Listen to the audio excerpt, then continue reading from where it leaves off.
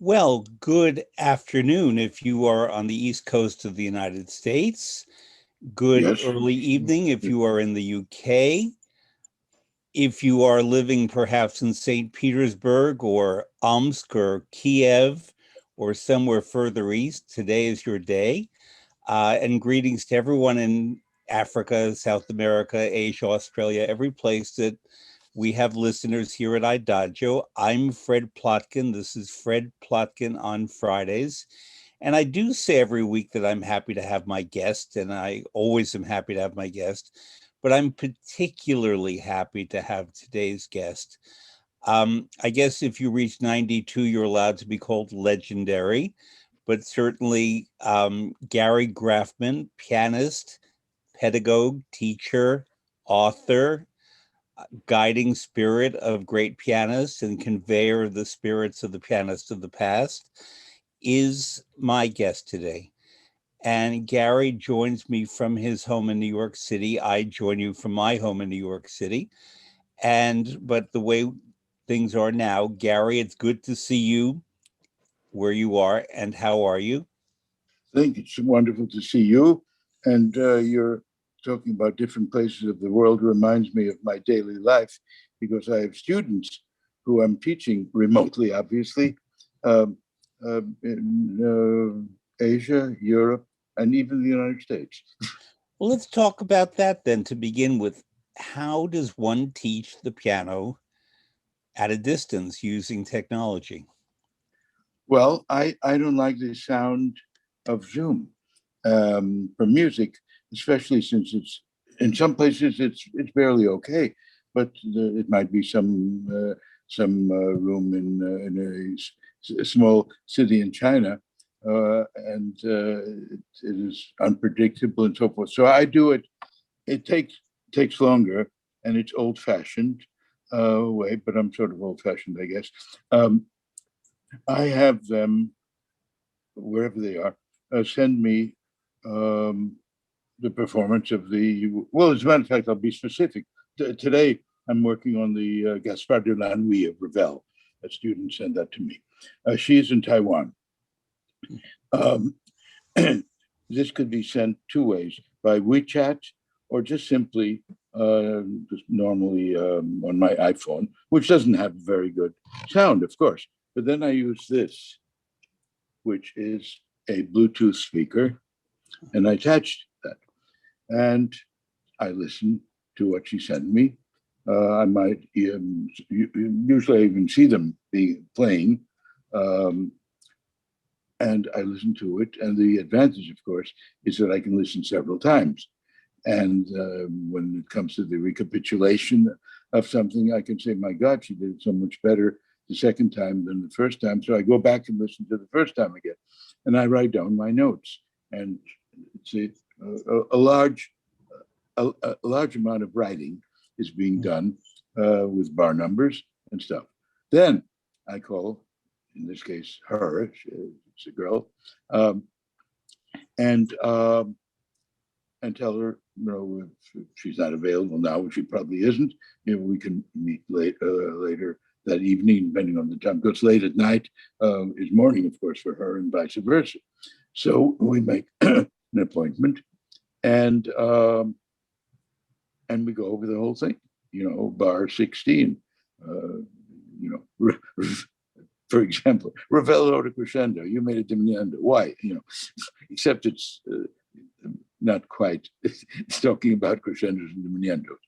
Um, and I've obviously it's not the same if they were playing here in my apartment or at Curtis, and but I find that it really quite acceptable, and and for me that's the best possible solution at the moment until I can actually you know hear See them. students Yeah, yeah, live. yeah. So it Um, takes longer, but on the other hand, these days I'm not making any trips anywhere. So what? well, we're going to talk about Curtis, which is the Curtis Institute of Music in Philadelphia, quite a bit. But I immediately want readers and listeners to know about an indispensable book that you wrote, I really should be practicing, is the title. It's a wonderful ride title, but also I believe it's founded in truth. It recounts a time and a place in American and world musical history. But one of the many things that I loved about this book, because it made clear something that I've understood but never really crystallized to the degree that you do in the book, namely that you as a musician, but every professional musician, certainly at the level that you perform, is a link in a chain, and that you can look at singers, pianists, violinists, conductors, and so forth, and see that their training and their tradition goes back to different schools and teachers and so on. In your book, I read of someone who was in this line before you who was kissed on the forehead by Johannes Brahms. And so when we can trace people back to Beethoven and to Mozart, and where you are in this chain now, and people, pianists such as Lang Lang and Yu Hao Wang and many others whom you've trained, they will be in that thread that Gary Graffman's a part of, and Rudolf Sturkin and Vladimir Horowitz, and correct my pronunciation, Isabella Vengerova or Vengerova? Vingerova. Vengerova. Especially Isabel Vengerova, your first principal teacher. All of them are in a line. Do you understand your place in history? And I don't mean from an ego point of view, but I mean from a pedagogical point of view, to be part of a chain? Yeah, well, actually, Yuja, for example, Yuja Wang, had at some point on her publicity stuff, exactly that. It said, she said it was me, all right, fine. But I said it was Vingerova, who studied with Shititsky, who studied with Czerny, who studied with Beethoven. Yes. Mm-hmm. It is, do you, when you study the work, when you study the scores in the case of composers, when you study the marked scores made by pianists, in your case, from the past, and how they would put markings in a score that were meaningful to them, do you accept or reject the markings? Do you consider their markings as a means of understanding and making choices, artistic choices about what to do when you approach a work? Well, yes and no, because the first is the instruction of the composer, and looking, for example, very specifically, the editions I studied when I was a student, which some of which were extremely good, by the way, but they were not, in most cases, as really specific as some of what's available now. So very often students playing something with more information than I had at that time, and which is interesting. Now, when the Polish edition of the two came out, the first one, which I did get, but that's after I studied some of these things, had a great advantage of Chopin. In many cases, had three really first editions, one for his English, one for his French, and one for his German publishers. And they were different. There were some, not often, occasionally notes were different, very seldom, but phrasings, pedalings, sort of legato or lack of legato. I mean, there are big differences. Well, the Polish edition, that first one, had information about all of that, which was extremely useful. Then you have a choice. You do what you like more. But so the first is the composer Beethoven. If you look at Beethoven manuscripts, it looks like a mess when you look at it, and when you look carefully, he knows exactly what he wants with just about every note, and where forzatos in a chord are for one note of that chord. type of thing. And oh yeah, then things like which I remember Scherkin at the recitals where Beethoven writes quite often, by the way, a chord fortissimo and writes crescendo after that, and then another chord. Well, how can you make a crescendo after you struck the note? On stringed instruments, when this you can make a crescendo, human voice, obviously. And it sounded as if he made a crescendo. And what I was looking at him, and his face was turning redder and redder. He was imagining a crescendo, and it really sounded like it. Possibly, he struck the next chord a millionth of a second, either earlier or later, because of that. So I mean, these are all intangible things in the score. And so, is it fair to say that there is no definitive interpretation of any piece of music? No. And, or playing Shakespeare. but the thing is, you wrote in your book, and I'm paraphrasing, that composers give more indications to the performer than did Shakespeare about how things should sound and what taste and meter. Yeah, that's true. And I mean, not all. Bach gives almost no indication. Almost none. Mm-hmm. I just 3 days ago were teaching the A minor English suite. I think there's not one dynamic marking in it. And Gary, very few phrase marks. Yeah. Another thing, I'll preface for our audience by saying the following: that you grew up in New York City. You were born in New York City, as was I. I'm 28 years younger than you. You may not recall, there's no reason to recall, that I met you when I was 8 years old, because you were a guest at our family home for dinner.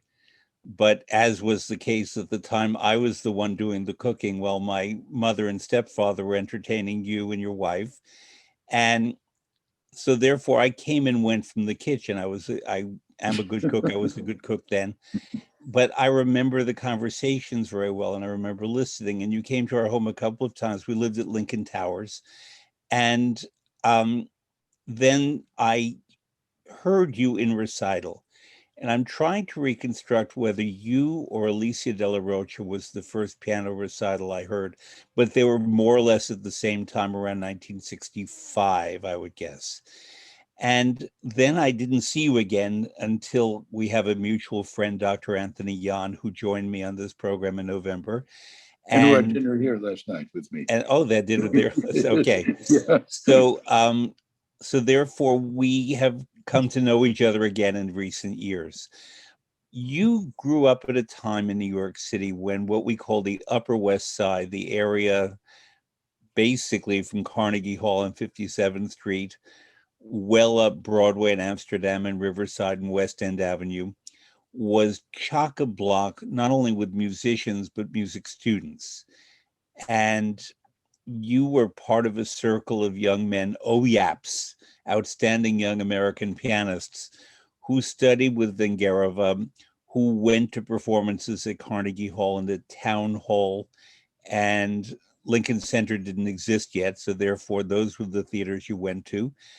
And it was possible to have conversations about music in coffee shops on the Upper West Side, to run into musicians. I, in my lifetime, have seen many fine musicians in the neighborhood, but in your youth, it really was completely chock-a-block. And one of the reasons for that was the Russian Revolution and the Second World War and the beginnings of the Second World War, which brought waves of musicians from Europe to New York City. One thing that I understood but never really thought about was the following. When I grew up in the Upper West Side, I came to know a lot of German and Austrian people who had arrived in the United States. Your generation, there were many people from Russia and perhaps Poland and many of them Jewish, of course, but I never crystallized in my mind the fact that in this neighborhood were as many Russians as there were Germans and Austrians. And you grew up, I think, more in the Russian context, and my family background is Russian. So it took your book to really make me wake up to the fact that this neighborhood was full of Russians. And what I want to ask you is the differences and similarities in the approach to music, to the appreciation of music, to the teaching of music in the Russian circle that you grew up in, and perhaps in the German Austrian circle that you came to know. Yeah.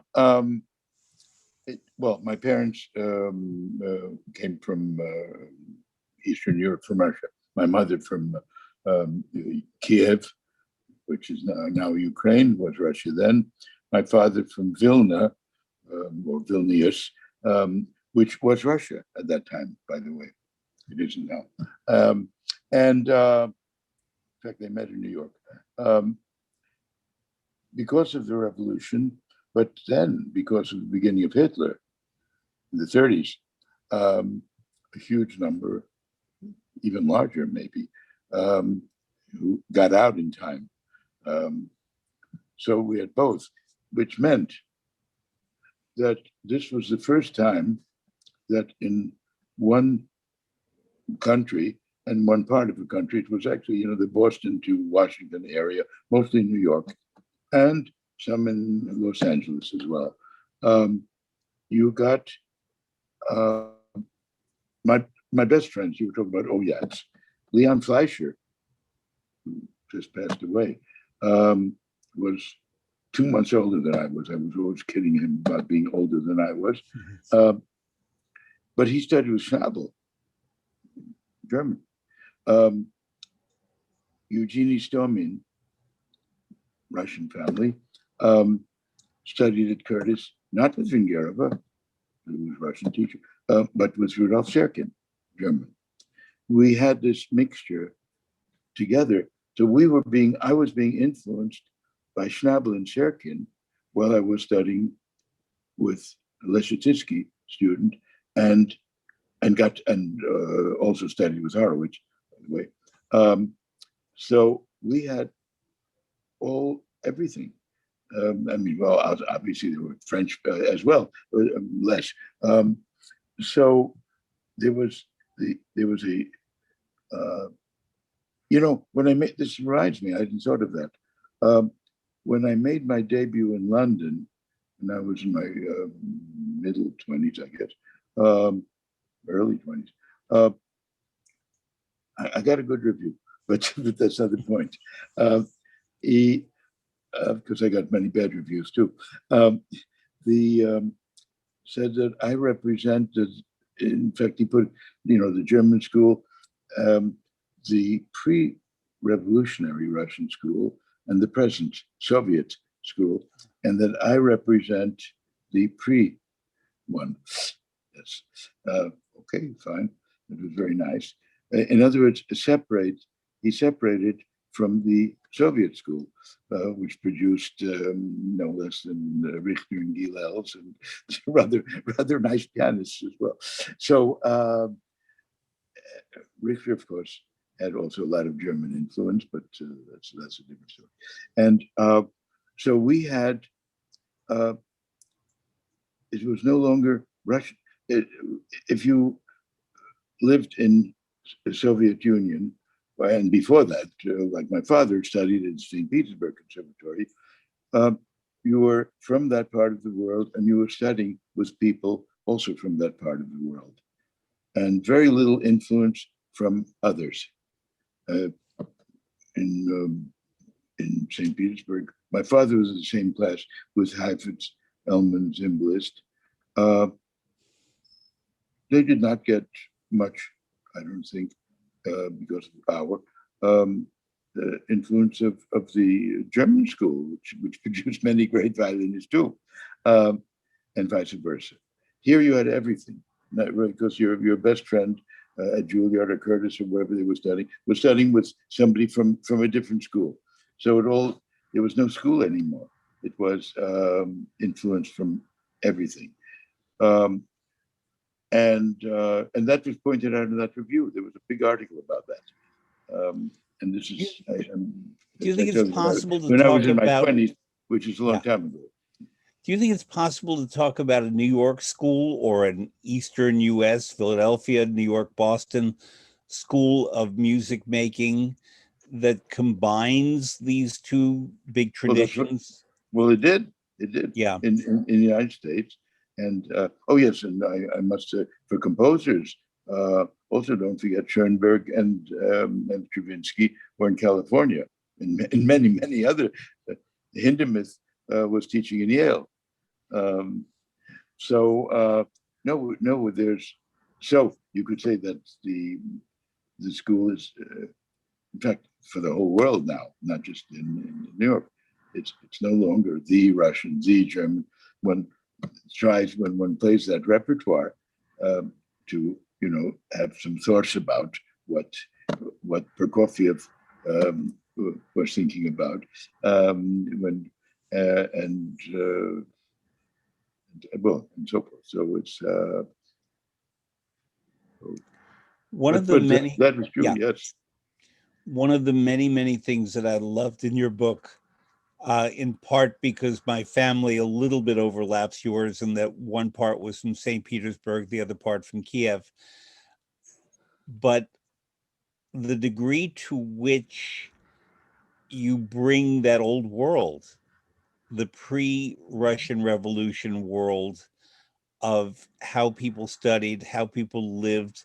Your mother Nadia was from Kiev, and her family was very well off, and your grandfather was an important man in town and benevolent, and your description is Chekhovian. I felt I was reading, there were three sisters, that I was reading from a Chekhov play or a Chekhov short story, in the best sense that it was another world. And when they were uprooted because of revolution, because of other things, and moved to Germany or moved to the United States, they brought some of that world with them.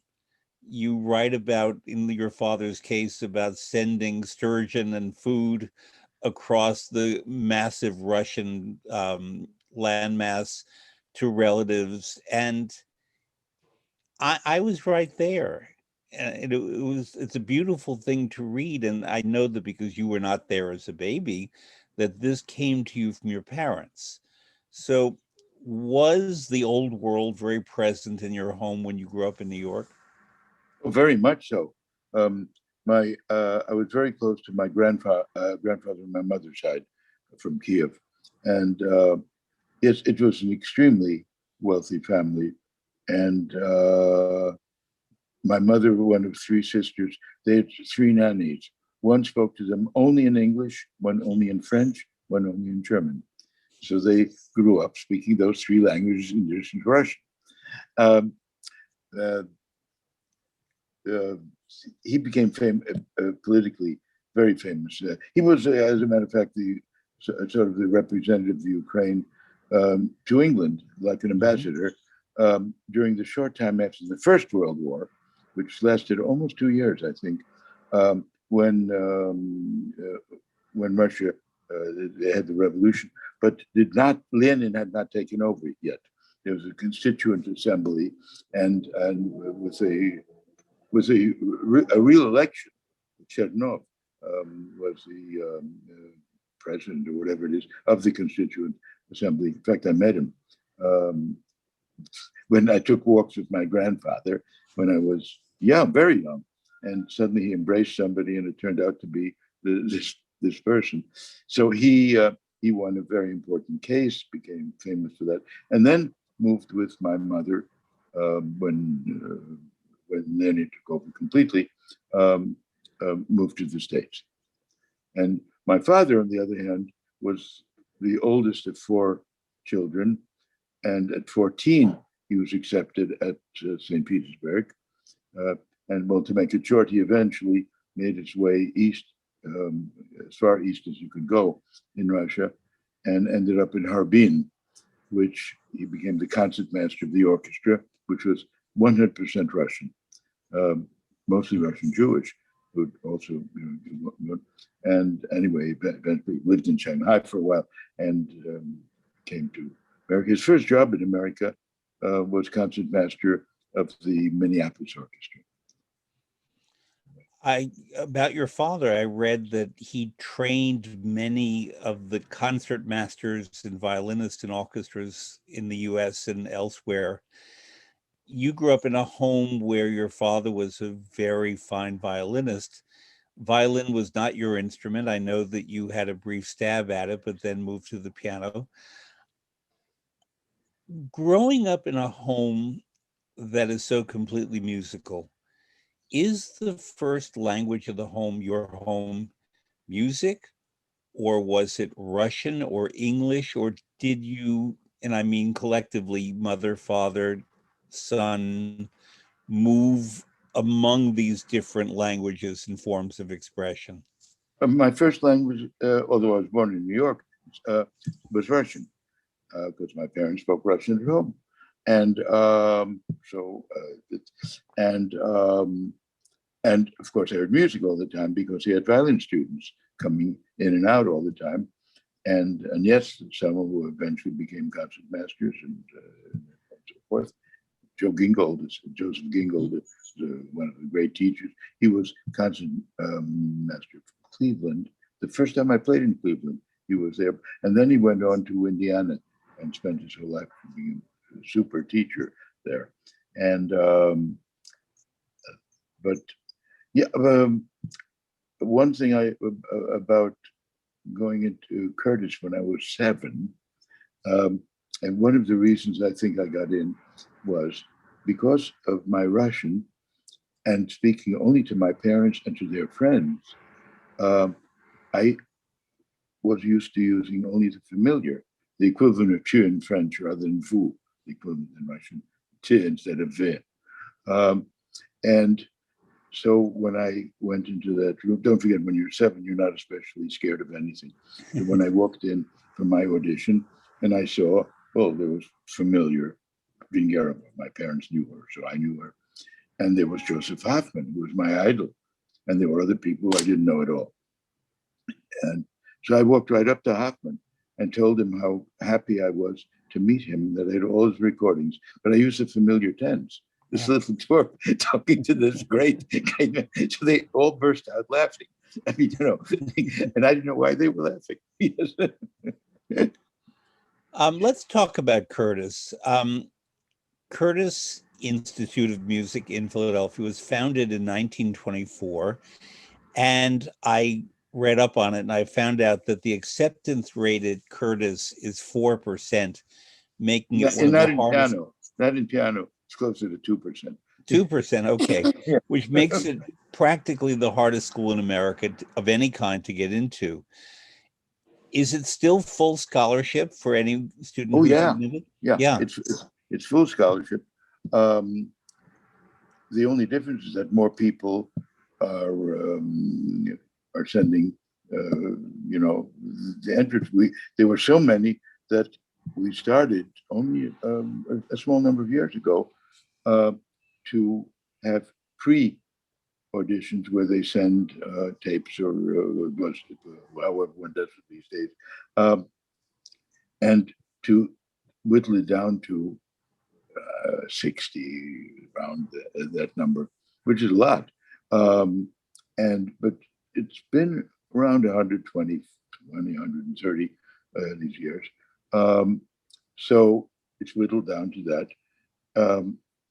And we listen to them in only 10 minutes, actually, at first.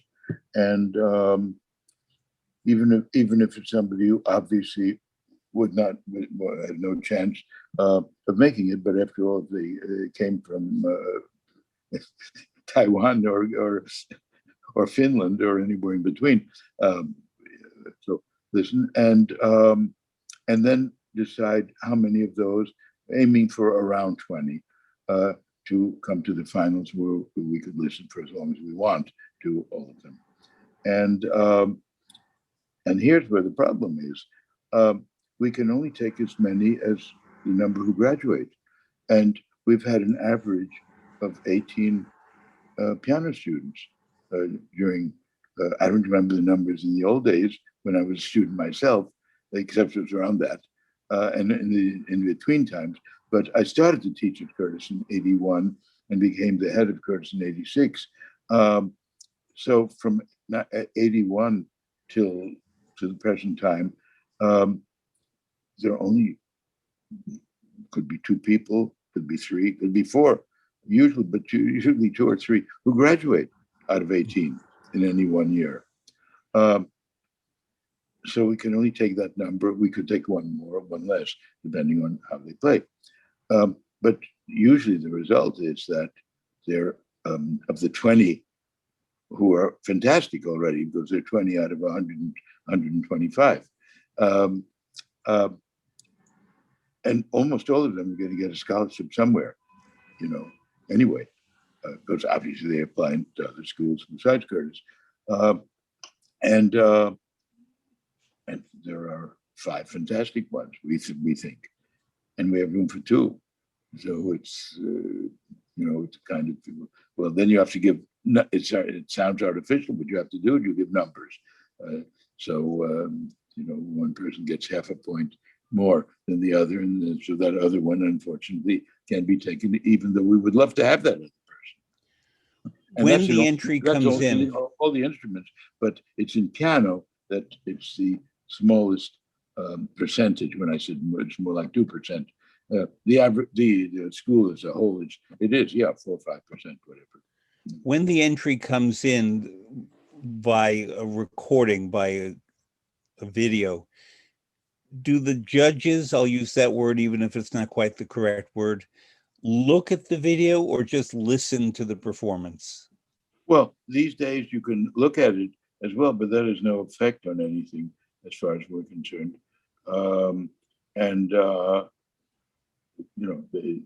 It doesn't matter. Age matters. Is a person 12 years old or 19 years old? Matters very much then. Nothing else matters. And we make sure that at least 2 of the piano faculty listen to everybody, a minimum of 2, in the pre things to decide. And since it's 2 out of, usually there are 5 or 6 faculty members, if anything, we bend over backwards to this question, well, let him come, of course. Would you ever say to the 12-year-old who might have been excellent, but you want to favor the 19-year-old, please reapply in the future? You did a good job. Yeah. Okay. Well, this is sort of done. No special rule. I mean, all these years, some we say right, but on the other hand, they're not necessarily going to suffer. They'll go to a very good school with a very good teacher. In fact, during that time, early when Seymour Lipkin was like, he and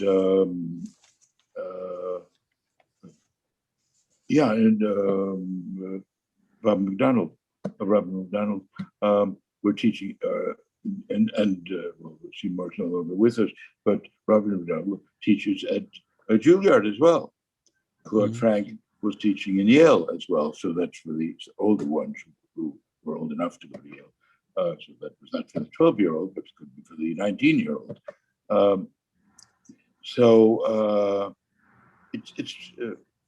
I think that Curtis has this name, as does Juilliard and a few other schools, but I think that a very talented pianist, violinist, well, any instrument, it looks who's teaching where, which is what it should be. Yeah. My instrument when I was a kid was clarinet, and I also studied voice. And although there was a piano in the house, an upright piano, I was never taken to the piano and never explained the piano terribly much. So although I love listening to piano music, I'm not at all knowledgeable about number one, how it works, for number two, the teaching of it. But I want to start by asking you about something you mentioned in the book in passing, the damper being the right pedal and the shift being the left pedal. I've watched endless pianists in endless recitals with great pleasure and mystery, that some of them really, to put it in the plainest terms, use a lot of pedal and others don't. And how are those decisions made, or is it indicated in the music? Well, I would say that most are not indicated in the music. Beethoven specifically will put a pedal somewhere, but that might be twice in an entire movement. Well, obviously, you use the pedal. And it has to do with the piano. The pedal, by the way, the pedal can be down, doesn't have to be all the way down. And if it's in the middle, you can, depending on the piano, depending on the acoustics, it would be more like it was at Beethoven's time. Didn't sustain for as long a period of time. You sort of get used to that. When I first, after Curtis, when I started to play for Horowitz, which I did for a lot of sessions, it was, for 1 year, it was like once a week. And then for about 3 years after that, it was about once a month.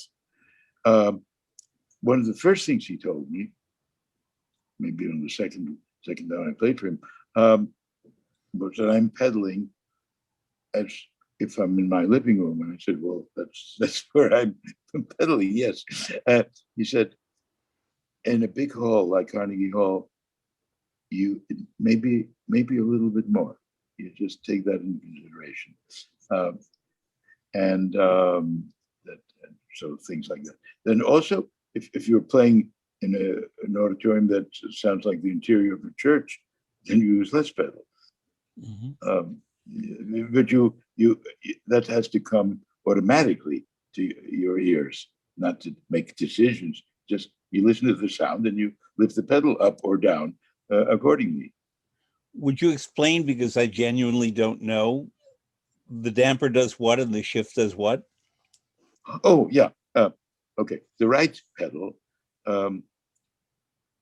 lifts the hammers so the strings last, you hit them, and it lasts as long as the sound of the piano can last. You can make a crescendo after you strike the note, as I mentioned before, but the sound can linger for a very long time. Also, depending on the piano, not always the same. The left shifts it so that basically when the piano has, as you know, 3 strings, 2 strings, where it has 3 strings, it makes it hit 2 of them if it's well regulated. So that automatically makes slightly less sound. The middle pedal, which you did not mention, can do all kinds of nice effects with it. You hit a wrong. I hope you don't hit it wrong. You hit a low note, and as you hit it, push the middle pedal down, and that string stays up. And then you do all sorts of stuff around, and if harmonically it works, or a chord, a big chord, and you keep it, and then you play some things high up, and use the normal pedal, off and on, off and on. But the sound of that remains as long as it can remain on a piano. So that's not used enough, in my opinion, because in many places one can use that for not just effect, but for doing what the composer wrote, for holding certain low notes for a long time. So a pianist has to, in effect, be a full body musician in a way, and correct me if you think I'm wrong, that a violinist might not have to be, because what happens between the brain and the hands and the instrument for the violinist is quite different than what has to happen between the brain, the hands, the feet of the pianist. Yeah, well, you're bringing up things that make me think of things. A violin playing, or an oboist, or is playing and knows what can be done with that instrument, and I mean, all these instruments, the sound lasts a long time, as long as you're bowing, as long as you're blowing on the instrument, and how long you can, and so forth. A piano, I think of a piano as all the instruments and voice. Mhm. And in fact, this is how I teach, really. And whether I would come to it anyway, I don't know. But when I played for Horowitz, he was constantly saying, "Oh, now this melody, whether it's beautiful melody, Chopin, or Prokofiev, or Haydn, what would a singer do there? And where would the singer breathe? Well, why not? Could it be also? Yes, it could be in some cases, somewhere else. Well, then think of that kind of thing." And when I spent those summers in Marlborough playing constantly for Rudolf Serkin, only chamber music, by the way, and I would be in a trio or quartet or whatever, and I had some doodling in the bass, accompanying figures. I mean, not anyway. And he said to me, "Do you think of that as being played by a cello or a bassoon?" I never thought of that up to that time. Mhm. And I think that after all, these great composers had the sounds of, and not only the sounds of instruments, different instruments, but were maybe frustrated by the limits of a piano. Beethoven was breaking pianos all the time. This Liszt expanded this. So, and when one talks about the great singing tone of this pianist or that pianist and so forth, so I think I mean, it's a percussion instrument. So we spend our whole lives trying to make it not sound like a percussion instrument. This brings up many issues, but one of them is the piano as an instrument has evolved tremendously in the past 250 years. And the pianos that one can play on now are very different from the pianos back then, number one. But number two, when I think of all the different famous makers, Bosendorf, Pleyel, Steinway, Baldwin, Yamaha, many more, they're all different.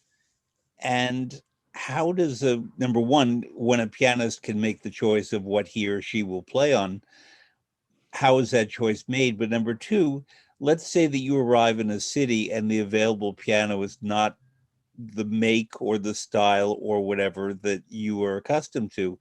What adaptations have to be made? Yeah, a lot, and less now than before. But when I was starting, like my first trips to South America, occasionally you'd get really a lot of problems.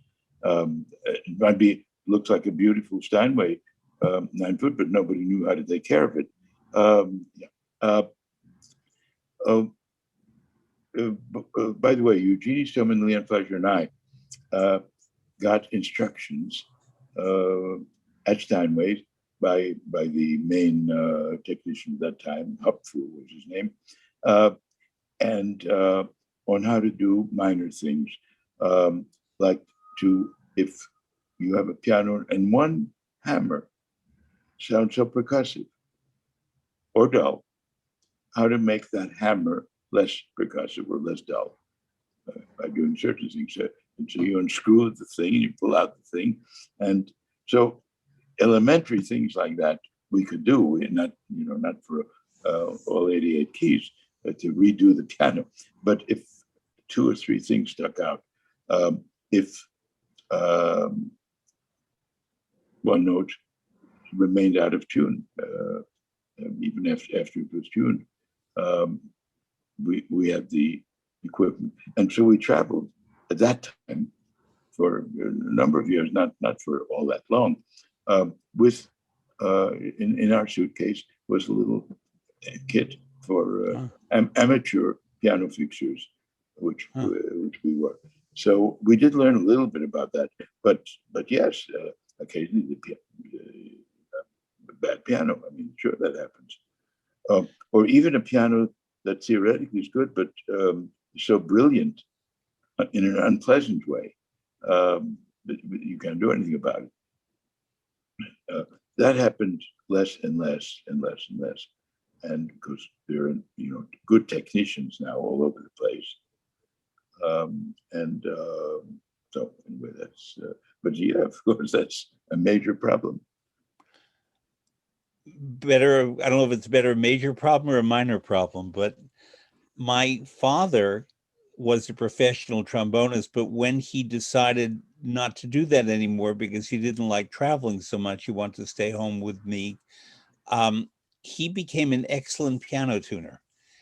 And my window into that world was that he would take me along when he would go piano tuning. Oh, And yeah. he had clients who had nothing to do with the music world, but he also had many clients who were professional musicians. And I would go into their homes and was instructed to be a good boy and sit down, and inevitably the either the maid in the house or one of the parents would take me into the kitchen and feed me the native cuisine of whatever the Yeah, family was. right. And I learned, for example, I learned how to make meatballs from Leach Albanese, the opera singer, while my dad tuned her piano. Yeah, that's And fascinating. so my world around New York was that. But what I realized was the degree to which, although I couldn't understand it, I understood that my father apparently really did a very good job in his piano tuning, because he would often be called in the way a doctor is called in for an emergency Sure. to Well, bring your if a bag great right opera singer, away. yeah, but if a great opera singer like that Yep. would call you, well, obviously he was, yes. But it was like, doctor, come quickly. We need a house call. Yeah. Oh Bring boy, your yeah. bag. Oh yeah. We'll feed your son. And in the meantime, please help us with the piano. Um, is piano tuning a lost art? Is it something that people are getting? No, no, there's some Okay. fantastic ones. Very specifically, in fact, I'm about to have both. I have two. Um, I have two Steinways. One a German-made one an American-made one. And by the way, if well taken care of, which again you remind me also, the American-made one is the same age that I am, but it has been redone several times, unlike me.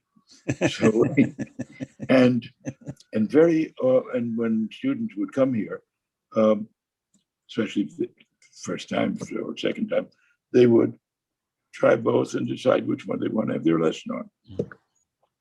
They're you different, you mentioned something I was about to address for our listeners.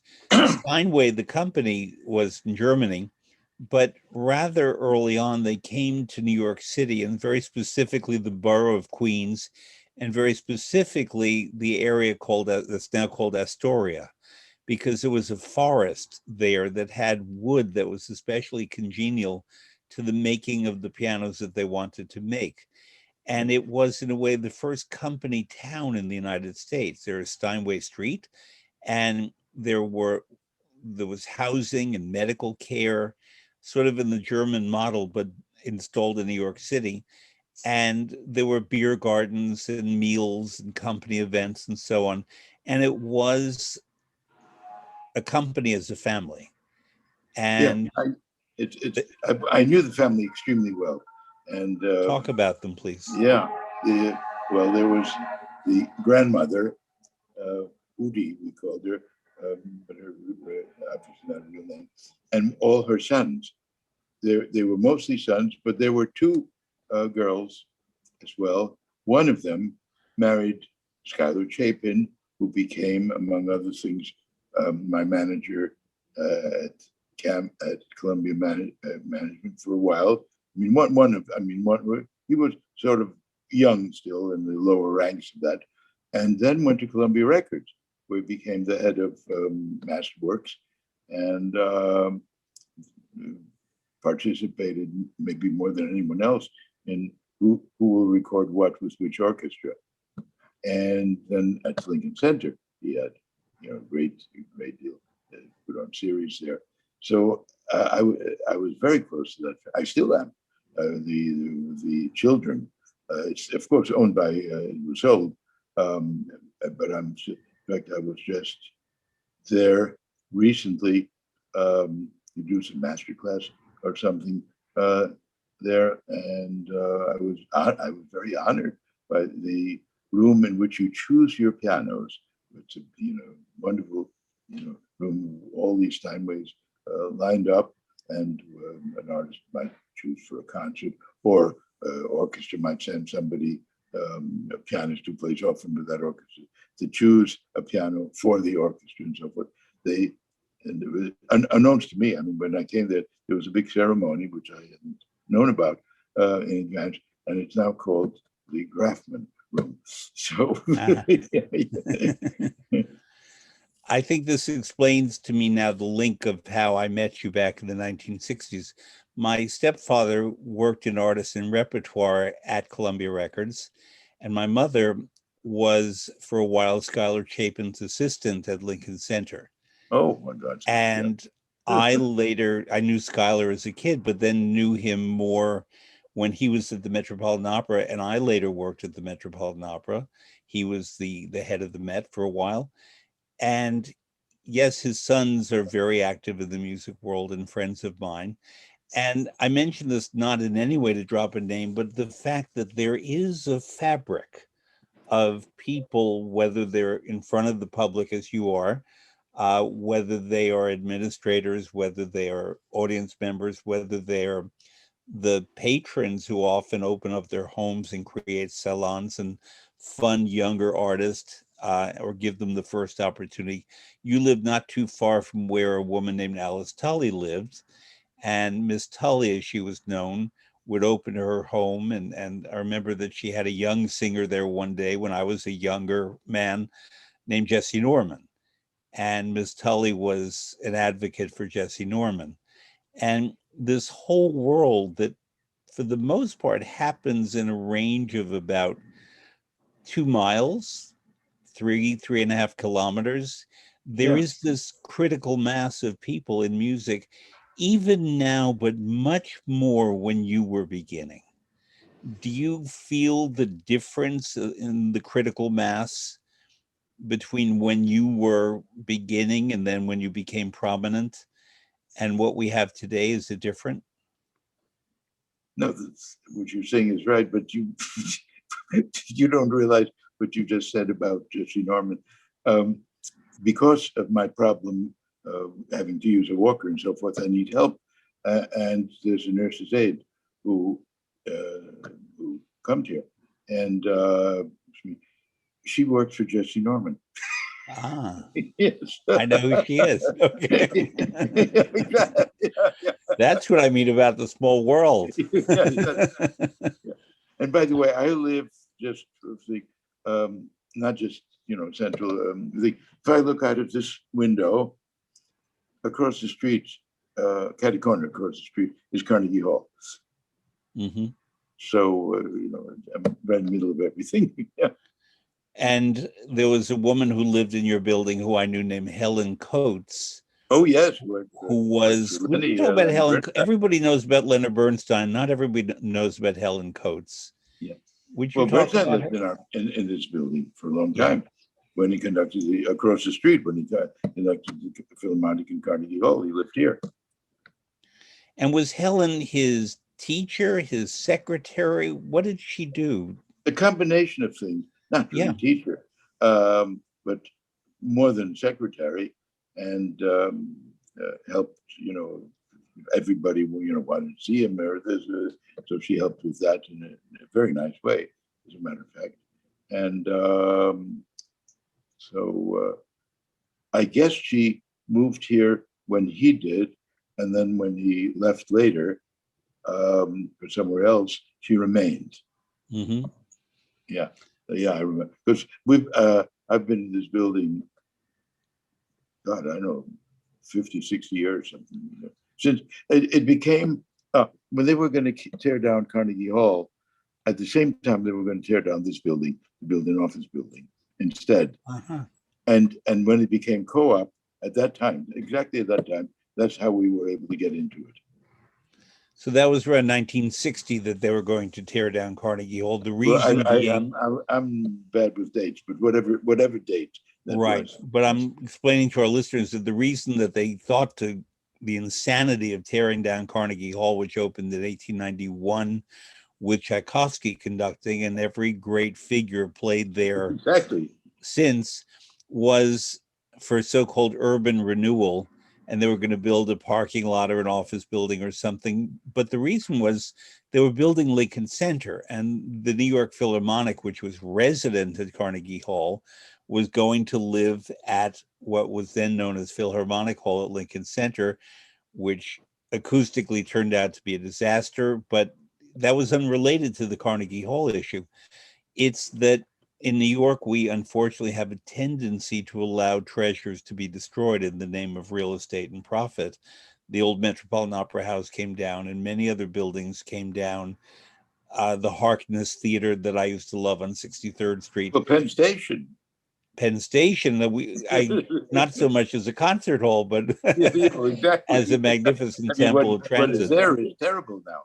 Yeah. Like And the worst third world country. Yeah, it's really it's a particular feature of New York City that troubles me as a New Yorker, because we abandon our treasures and our heritage a little too easily. We're getting a little better at that, but not too much.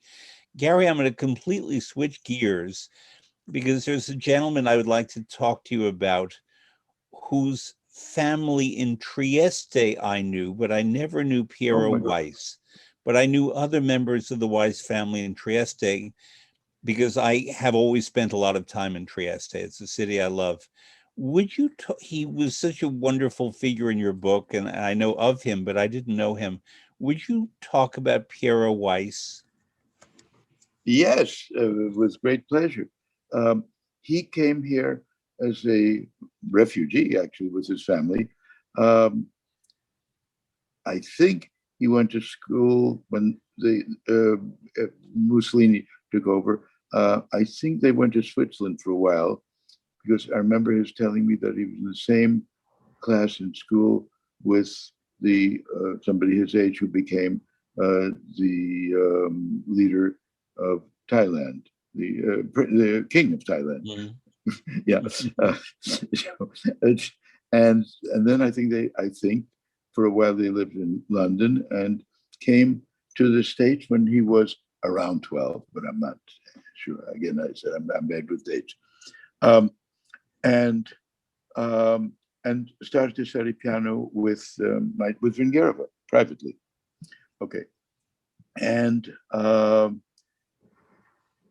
therefore I met him at that time, and we were more or less the same age, and kind of bonded, became like that among very best friends. His family was quite interesting. They had a house, and that's where he lived, in Riverdale, New York, not far from Toscanini's. And family, they were very close to Toscanini. Because of him, I could go to Toscanini rehearsals at the NBC. I was a friend of, I don't think he knew that I was a pianist or studying piano or anything, but I was a friend of this guy. And I got to know Toscanini to such not know, but see him so many times that at one point, in the middle of a rehearsal, when he was just walking up and down the aisle, and he started to speak to my friend in Italian, naturally, and said, "So I understood enough that he said, remember, you're coming with your parents for New Year's Eve party. Oh, and bring your friend." So I ended up spending a New Year's Eve at Toscanini's. He had no idea who I was. I was a friend of this guy. His father was a roommate, by the way, of James Joyce in college. Okay. And his grandmother was Svevo of the Italo Svevo, was The a great writer. Italian Mhm. writer. Yeah. And I remember I would spend, sometimes go there for a weekend. And there was one time at the end of, after the war, when, we were having breakfast or something, and there was banging on the door. Well, there was Toscanini who came in without, waving, said, I just got this. And he mentioned from Furtwängler, who wants him to vouch for him as not being a real Nazi and all of that. And that discussion took place at that point. And no, we were very close. He ended up teaching at Columbia University, and then for most of his life at Peabody In Baltimore. in Baltimore. And I remember when he died, both Leon Fleischer and I played at that, thing. And he was very close. Well, he was close to Leon and to Eugene. To this whole group. He was in the same gang. Well, to fill in a little more, James Joyce lived in Trieste for many, many years. Yes. And then moved to Zurich. And there are cafes in Trieste that the Weisses, as they were called there, and the Joyce family would go to together. And I like to go to those cafes. Trieste has a great literary tradition. Oh, yeah. And many writers, Svevo, Claudio Magris, many more, sit in cafes to do their writing rather than sit at home in front of a computer. And it's the tradition there to do that. And there's a little cafe that Joyce always went to. He had to change house constantly because he never had enough money. And he and Nora would, in the night, disappear from their apartment and go to another. And they raised their children there. And the Weiss family, the part that I knew, the grandfather, I guess it was the Triestine and the Italian disciple of Freud. And that family, when Freud went to London, the Weisses stayed in Trieste, but then some of them went to London. So probably meeting up with your Piero Weiss's people in London. It's an interesting and very small world, which makes it even smaller because when you went to Toscanini's house, one of Toscanini's daughters was Wanda, and Yes. she wound up marrying Vladimir Horowitz, who you frequented his home, the one on East 94th Street, that home? Exactly right. Yes. And would you talk? I was fortunate to be in that home and watch him at his pianos. Would you talk about the environment, the way he interacted with the street? We're talking about Vladimir Horowitz, but also his period of retirement or his removal from public life and what he was like in that time. Yeah, I was. Before that, I remember at the New Year's Eve party at Toscanini's, starting to walk down just about the time of a man dressed as a gypsy with earrings and that, playing the violin. That's Nathan Milstein. Okay, but getting back to what you were talking about. I was, as I told you, I played for him almost every week for 1 year, and once a month for several years, 3 years at least after that. So the procedure was that he was a late person. So it might start at 8, and he would sit on the couch there, not go to the piano at all, and criticize me. It was quite interesting. He was right under this great Picasso, by the way, painting, and he would, in most cases, criticize me on what he thought I was aiming for and not succeeding enough, or completely, or not at all, and not, oh, this is the way I do it. You go to the piano. I guess he realized that what he did, when he was in top form, would be so convincing that it would, and if he felt my way, because he very rarely, I mean, there were a couple of occasions, but very rarely said, I think you're on the wrong track. I remember with Mazurka of Chopin, he said that to me once. But usually it was within what I was. Now, remember, this was after Curtis. I was already playing concerts.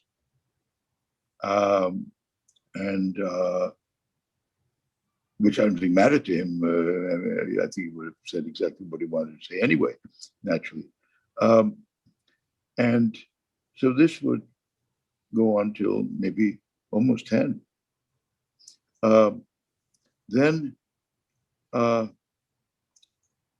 would come something like, his wife also might come and brought some snacks or food or something, not a formal dinner or anything like that. And he said, well, this famous one that's stuck in my mind, but this was typical of many, many things. You know the Scherabin, whatever, I guess, Eighth Sonata or whatever it was. So not really. I said, people didn't play much Scherabin then. It was the shorter etudes or preludes, and maybe fourth, fifth sonatas. And then he recorded the third one, but very few people played it. Anyway, I didn't know it. So he said, well, this is fantastic. You should know it. And he went to the piano and said, now, I can't play anymore, really. Because this was during one of the several periods in his life when he didn't play concerts, just didn't play concerts. And didn't go anywhere. But the extent of his going out was, he lived on, as you said, 94th Street, between the Park and Madison Avenue, Fifth Avenue, and would walk, if it was a nice sunny day, into Central Park and sit on a bench for a little while and go home. That was the extent of activities. He then put the music and played it without turning one page of the music. Mm-hmm. And this was many things, very many things. It started with Clementi. He wasn't giving concerts, but he was thinking of starting to make records again. And the first one in that group were Clementi, and he had on his piano a very old edition, his original editions, of all the Clementi sonatas, or anyway, it seemed like all of them, because there were a lot of them, and played many of them for me, because on an LP, because that's how it would appear, you could get a minimum of 2 and a maximum of 4, so let's say 3, on it.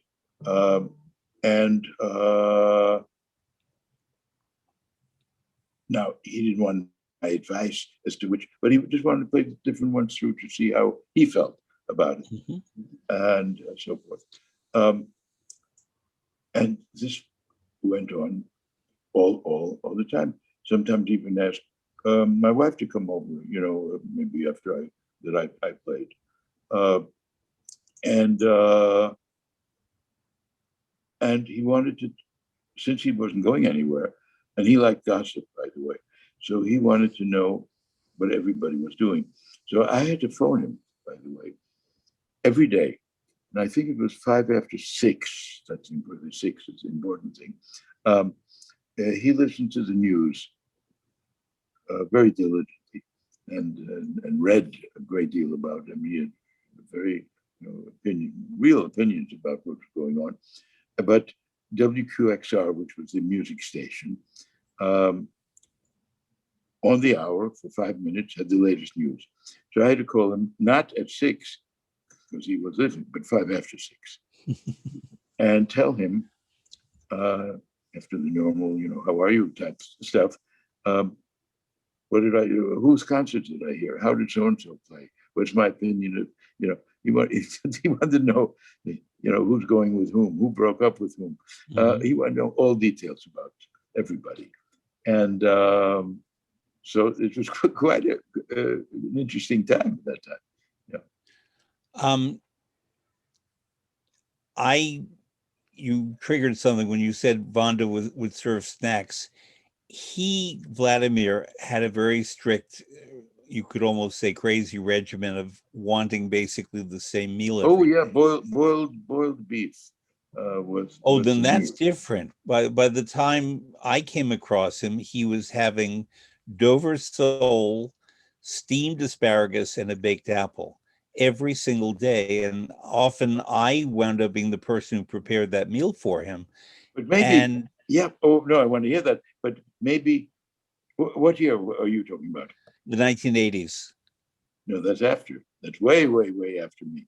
So So boiled beef, I would like to have been there for that, actually. yeah, yeah. No, this is what you're talking about. Is he was playing already a lot? Yeah. Yeah. Oh, And it was remember the first concert that he would play? Uh, it was in Carnegie Hall. It was announced, and I I looked out of this window in back of me, and I say I can see Carnegie Hall from this window and from that window, uh, and I could see there were people lined up.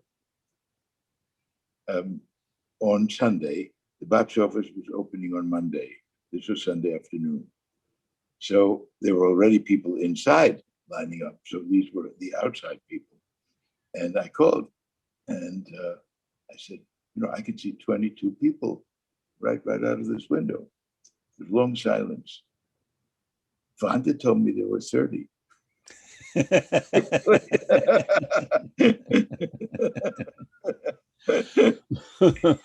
I remember that he would send coffee or donuts or things to the people who lined up Yes. Oh, she arranged for that. Absolutely. as a means of, number one, expressing gratitude, but also it attracted good press to say Yeah. that Vladimir Horowitz was sending ticket holders coffee and donuts as they were stood in the Yeah. freezing cold.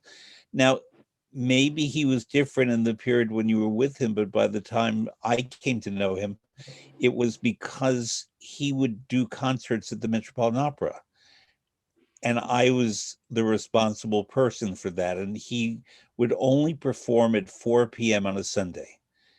And the week before on the Sunday, which was typically my day off, I would have to come in to receive Maestro Horowitz and his pianos, two pianos. They had to go to East 94th Street, remove the glass from the second floor window, remove both pianos through the windows, take them to the Metropolitan Opera House, bring the tuner in to tune both pianos. They would move the pianos back and forth a bit, and he would play on them just a little bit. And then he'd say, okay, go home. And the pianos had to be sent back to 94th Street, where he would practice all week. And then on the Sunday morning of the concert, we'd have to bring the pianos back, and everything had to be tuned. And he would pick the piano, and he'd arrive, and the dressing room that I was responsible for setting up only because I knew his specifications. And if someone else did it not quite right, he said, I won't perform. And one of them was there was a chaise longue that the sheets had to be tight enough that he could take a quarter and hit it against the sheets and they had to bounce up. And if the quarter did not bounce up, I won't play. And he had to have pillows that were 65% goose feather and 35% duck feather. Now, he must have known that they didn't do it in that percentage. They did it 60-40. So that I had to commission Bloomingdale's, the department store, to create special pillows with that percentage that I kept in my safe in my office at the Metropolitan Opera House for when Maestro Horowitz was going to be returning to the Met, so that he would have those pillows and he would test them and approve of them. He had to be paid in gold on a Sunday at the market rate in Geneva or Zurich at that moment. And sometimes we didn't just have gold on hand. There were all these specifications, the meal that I described. Um, it was wonderful. I enjoyed doing this, but he really put us through our paces for him to perform. And I remember 3 concerts, and one of them, he just wasn't happy. not with us, but with himself. And so there were no encores. He simply closed the keyboard and left, and that was it. But the first and the third concerts were miraculous. And I don't know if you went to any of those three concerts Oh yes, yeah. at the Met in the I, 80s. whenever I was playing lots of concerts myself by then, and so when I was in New York, of course, I would go to one. But we're talking about totally different times. I remember my age. I and I came to Curtis when I was 7, and I graduated 10 years later from Curtis, and that was 1946. They're from 36 to 46. Mm-hmm. And almost immediately I started to play for him. So I'm talking about the late 40s and Mm-hmm. early 50s, maybe. Yeah. Which is a generation earlier Sure. than what you're talking about. Well, since you mentioned it, I was going to bring it up. 75 years ago this week, you made your debut with Eugene Ormandy and the Philadelphia Orchestra playing the Rachmaninoff Second Piano Concerto. Okay. That was your so-called professional debut. I don't know how one determines what is a professional debut.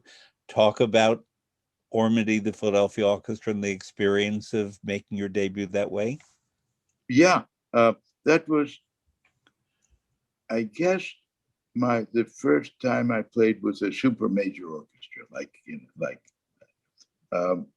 and what year would that have been? It was March 28th, 1946. Yeah. Uh-huh. So 75 years ago this Yeah, week. yeah. Because shortly after that, when I won several years later, I guess, when I won Levengood, and therefore, as a result of winning it, played with New York and Cleveland with Zell, and Buffalo was William Steinberg, as a matter of fact, I remember. So anyway, but I didn't answer your question. Well, I had no experience in playing with orchestras, and certainly not major orchestras, or playing the Rachmaninoff Second Concerto, which I was playing for the first time in my life, which is not a good idea to play anything with a super major orchestra for the first time in your life, but you have no choice. And when you win a competition, well, with Levengood the same. First time I played with the Philharmonic or Cleveland with Zell, and Philharmonic was with Bernstein, who was not yet the main conductor, and so that's how life is. So I had no idea about it, and I remember in the second movement, just before the recapitulation, when there's a long trill, and then he brings in the orchestra, and then piano comes in, and I asked him after the first performance, and probably the way he did it,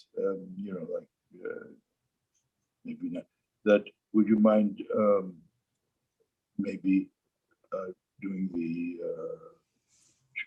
I'm trilling, bringing the orchestra in maybe a moment later, so I could have more time to make the diminuendo. And he nodded sagely. And at the second concert, I started the trill, and I thought it was time for him to come out. And I looked at him, and he was gazing up at the stars somewhere up there. And I was kept on trilling. I got louder again in order to make another diminuendo. And then he looked at me, smiled, and brought the orchestra. Now, that wasn't very nice, actually. Mm-hmm. Because I mean, he knew, of course, that he was dealing with an inexperienced but I guess he didn't like the way I spoke to him, which I spoke to him like, So anyway, that was, and well, playing first times are interesting. First time I played with Zell, Beethoven Third Concerto. This was 1950, I guess, 49, I don't know. Yeah, and I played 3 times, and he was awfully nice, and he had a reputation for being, really, but he was extremely nice. Yeah. And after the last performance, he drove me, one traveled by train, remember, for the overnight train back to New York. And we arrived much earlier, so he took me out, and all railroad stations had major restaurants at that time. He took me to the restaurant there, and I remember having a lobster. And it was awfully nice. And I said, look, we had these 2 rehearsals and 3 performances, and you didn't really make suggestions. Do you have anything? And he said to me, you don't play much chamber music, do you? He said to me. He didn't listen to his orchestra enough, probably, while I was playing. But he said it then, because I asked him. And as a result, and that could have been part of the reason for his answer, I spent the next 2 summers in Marlborough playing only chamber music. Because he undoubtedly spoke to his friend Rudolf Serkin, who was the head of Marlborough, and arranged for me to go there. Was the context of that remark George Zell made about listening and hearing when he said you don't play much chamber music? Yeah, meaning that I was playing my part perfectly adequately as far as he was concerned. But when when player had the melody or something, he felt I wasn't listening enough to that thing. And that I played a little subdued because I knew somebody else was playing. After all, I played it, as we all did, many, many times when we were learning concertos for each other. I always had 2 pianos. So Leon, Eugene, especially Leon Fleischer and Eugene, and also Pierre Weiss, who we spoke about earlier, would play the orchestra part on the second piano. And I would do the same for them, of course. And I did that many times for each piece. But it's not the same thing as having a cello solo or a woodwind solo or a God knows what. And so he just felt I did not have experience in chamber music, which I didn't. Actually, he was right. The only, my father being a violinist, yes, I played a lot with him, but that's first of all only one other instrument. And second of all, it's different. You know your own. But although I remember once, you bring up all sorts of memories. When Joe Gingold, his former student, came to visit us, and we played for him. I was very young at that time. I was middle teens or even less than that. I could have been 14, 13. With my father, we played the Brahms D minor sonata from him without music. So I remember I was very impressed with that. So Gary, I'm going to ask you to come a little closer to the camera, and I'm going to show your book again because I want to talk about it more. I Really Should Be Practicing, which is a great title.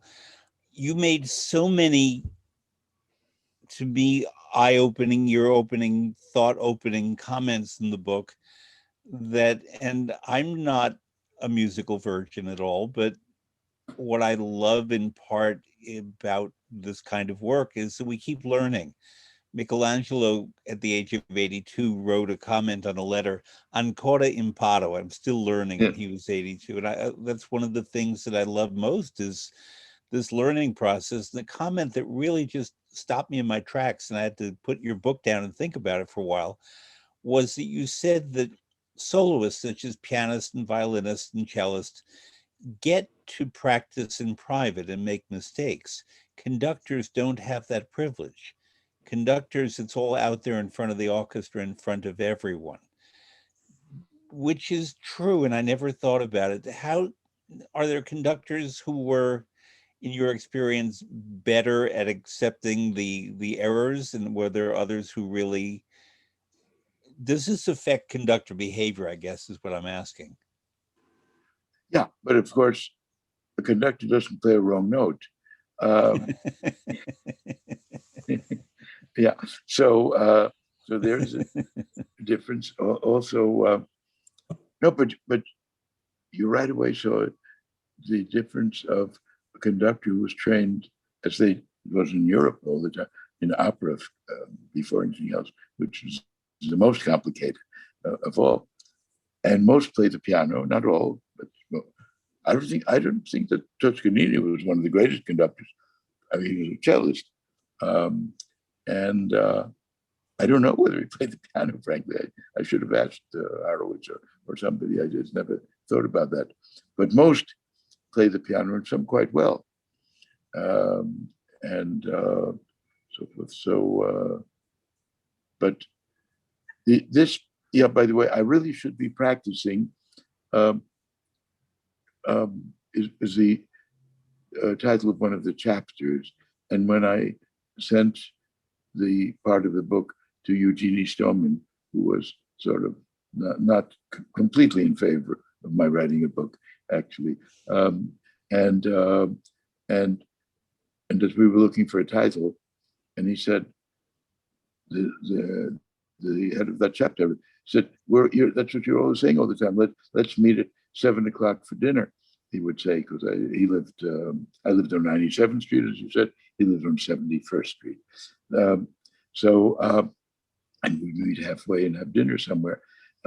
Said, no. I've really got to be practicing. Let's meet an hour later for dinner. And that apparently was my constant refrain, he said. So they chose that as a title.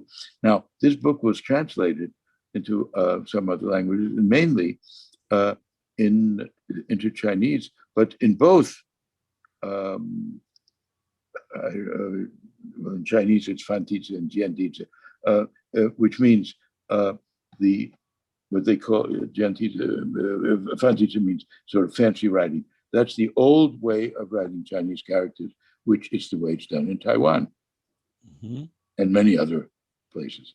And the new way after Mao was Jiantizi, the easy way, which I never understood what the whole point of it was, because when I studied Chinese a little bit, and I stress a little bit, and to write as well, I did it in the old way because I'm interested in Asian art, and especially Chinese. I have many Chinese paintings. I wanted to be able to read what was on those paintings and things of that sort. So, so something that was complicated, 11 strokes. So they made it 9 strokes. Well, for kids in school learning how to write, what's the difference? It isn't that they changed the Latin characters or something. Okay, so one of my students, Hao Chen, Zhang Hao Chen, he won the Clyburn, by the way, many years ago. Yeah, not that many years ago. Plays lots of concerts in China and so forth. Came to the apartment for lesson, and there was I just had received the Chinese thing, and the first word there was Weishima, which is why. And I said, why did they change the title? And he said to me, oh, this was interesting. I get to know your students in another way. He said, because I really should be practicing as in English can have other meanings, funny meanings. It's just boring words in Chinese. For example, he said to me, he was 50 at that time. Shakespeare translates beautifully into Chinese. It's better in English, but it's wonderful. It's fantastic. Whereas Proust, when you read Proust in Chinese, said this 15-year-old boy to me, it's just translating his words. It makes no sense at all. Sure. You were talking about 97th Street. I went back into the archive of the New York Times and read up on you. And it was interesting that when you made your debut with the Philadelphia Orchestra, the article said Gary Graffman, who lives at 226 West 97th Street, they published your home address in the New York Times. Yeah, I now that you think of it, I mean, my God, these days we would never do that now, but they published your address in it's like it was the hometown boy makes good, but it happens to be New York City. And I also discovered that you went to Columbia Grammar School, which is on the very street where I'm sitting now. I grew up, I didn't go to Columbia Grammar, but I knew everybody. Donald Trump's children went here. Many actors, Kevin Kline sent their children there, and you would always see famous parents lining up to collect their students at Columbia Grammar School. Or in the case of Donald Trump's youngest child, Melania Trump would arrive with limousines and the whole Oh, street would be blocked so that she could pick up Barron. But Columbia Grammar School is a special place because the education is excellent. And yes, many famous, quote, fancy people send their children there.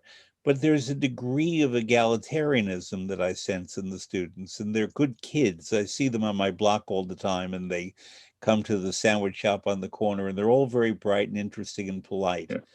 Well, it was different. It was only a boys' school at that time. Okay. Yeah, and I was allowed. Well, this we didn't talking about. We would never. I would never allow it at Curtis during the 20 years I was the head of Curtis. But because my father had many violin students, my Vingerova lived 4 blocks from us in New York, and she went to Philadelphia to teach every week. And the reason was that I was going to I got a scholarship in this very good private school, getting a much better non-musical education than anybody at Curtis. So they allowed me to basically live in New York. I remember telling my parents at the age of 7 or 8 that I could live perfectly well in Philadelphia alone. That they did not agree. And he couldn't just give up the students like that. And to have my mother, which is done these days a lot, move in to Philadelphia with me, as so many mothers of young kids at Curtis have done, would split up the family, of course. And because of Vingerova and that, so the result was that instead of going there, instead of living in Philadelphia, and instead of going there once a week for a lesson, I walked 4 blocks from my lesson to Vingerova, who ended up giving me a longer lesson, and went at 12 years in Columbia Grammar School, including 4 years in high school, 4 years of science, biology, chemistry, general science, biology, chemistry, and physics, which nobody at Curtis, of course, had, and the equivalent in other subjects. But it was an all-boys school, rather small. There was a sister school called the Leonard School across the street for girls, and it merged later. Mm-hmm. So it was, I was lucky, to have the both. And I would, it was 93rd Street and near Central Park, and I would walk there once I could walk. It was pretty safe to walk alone. And once I could bicycle there, that's how I went back and forth. The school was founded in 1764, and I mention that just because people elsewhere think that we have no history in the United States. When you think that a school is still in business, so educating young people, that was founded in 1764 in New York City, is rather remarkable. Another of the many things Willie Capel went to that school too. Yes, the wonderful pianist, forgotten by many because he unfortunately died in a plane crash very young. Yes, yeah. When I was a kid, a few years older than me was the pianist Andre Watts. And Andre was in our home a fair amount. His mother was Hungarian, his father was African American. And his mother was very a little suspicious of me and protective, because I like to play baseball. I know that you played sports, and she didn't want anything to happen to his hands because his future was in his hands. And so he very much wanted to go out and just toss a ball back and forth with me and play catch, but we couldn't do it. In your book, you write about breaking a finger playing sport. That was playing basketball. Okay. And it broke in the right direction. So it increased my reach, actually. No, luckily it broke that way. Speaking of Andre and his mother, they were neighbors. They lived upstairs, one floor above us.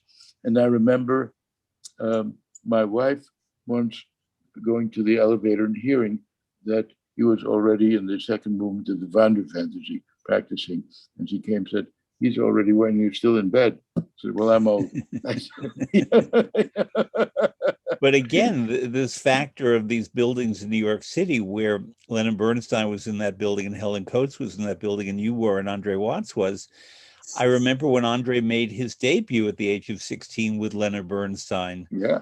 And it's a bit how that works. And I know that Vienna is that way and Berlin is that way. And to some degree, Paris and London are. And I imagine St. Petersburg was in its time, these intensely woven together musical communities that are really part of the treasures of our culture. Gary, I'm going to ask you a question that I know is asked all the time, but I feel I have to ask it. Are these threads coming undone?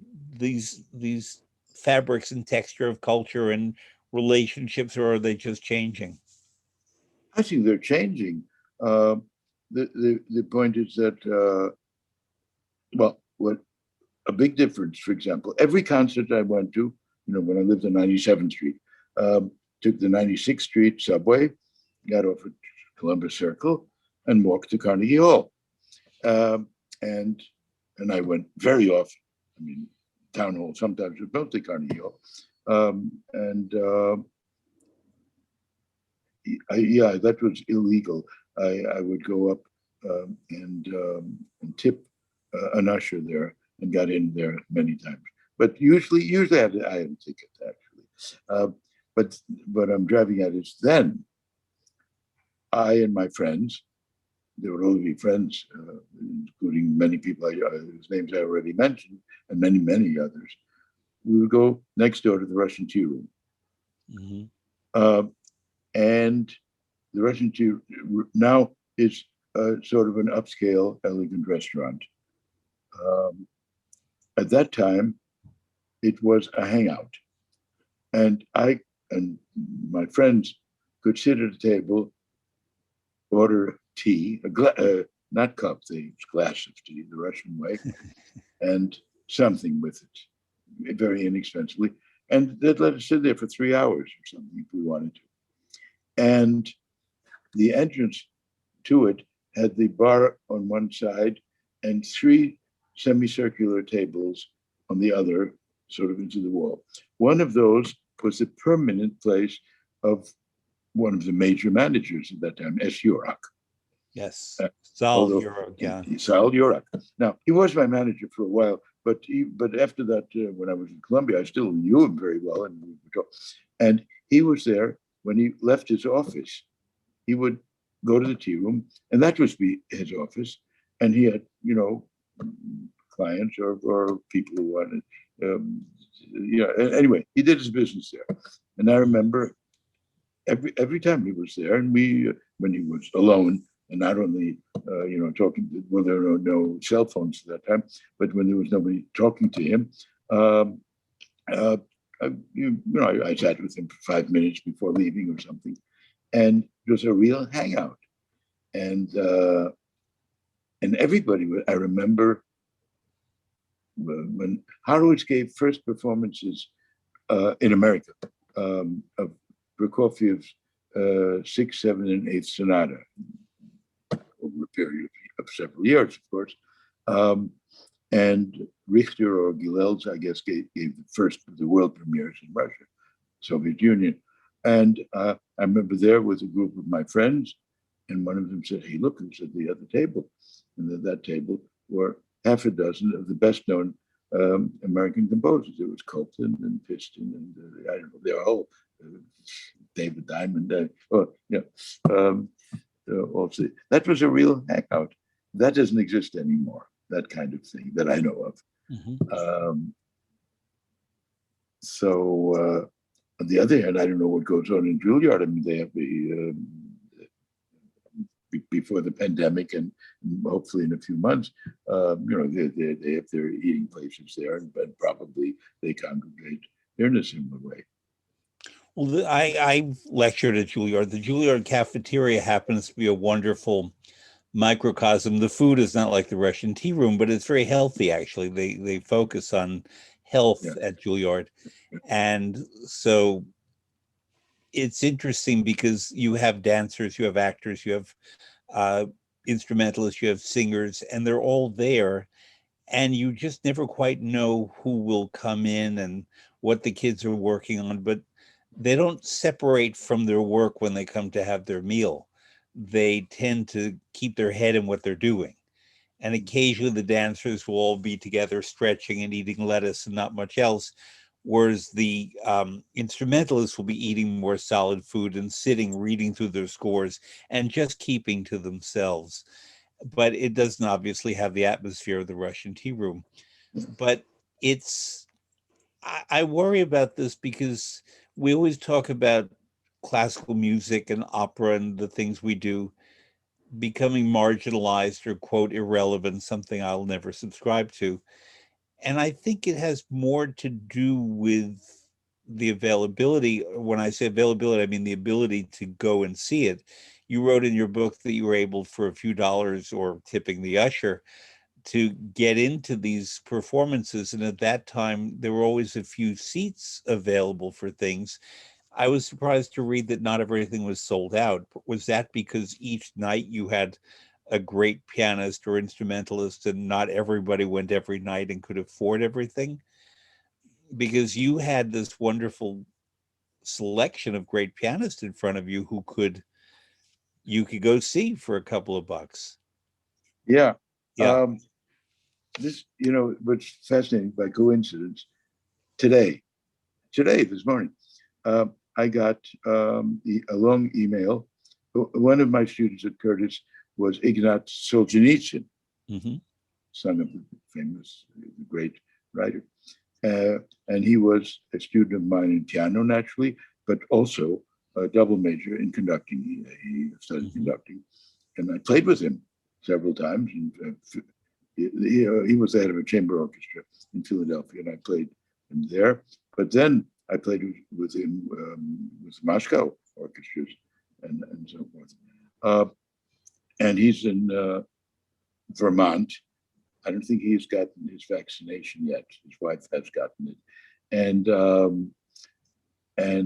he's in. I haven't been there, but it's a big estate. I'm where his father, when his father was banished from the Soviet Union, and they went to live eventually in Vermont, and that's where he is. And totally out of the blue, he sent me a long speech that I had given to the to whom the Association of Orchestras. I don't know what it's officially called, of American Orchestras. And it was approximately 20 years ago I gave that speech, which I'd forgotten about.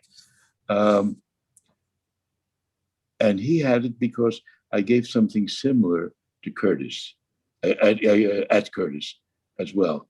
And he had a copy of that. And I was everybody talking about the end of music, the end of classical music, which they were talking about at that time. And there were proposals for orchestras to include more popular things and by popular, I don't mean the Greek concerto. I mean sort of a pops tune or God knows what.